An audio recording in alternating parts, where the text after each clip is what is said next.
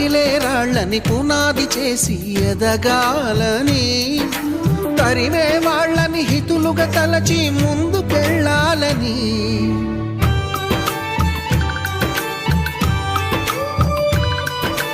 కన్నుల నీటిని కలల సాగుకై వాడుకోవాలని, కాల్చే నిప్పుని ప్రమిదగా మలచి కాంతి పంచాలని, గుండెతో ధైర్యం చెప్పెను, చూపుతో మార్గం చెప్పెను, అడుగుతో గమ్యం చెప్పెను. నేనున్నానని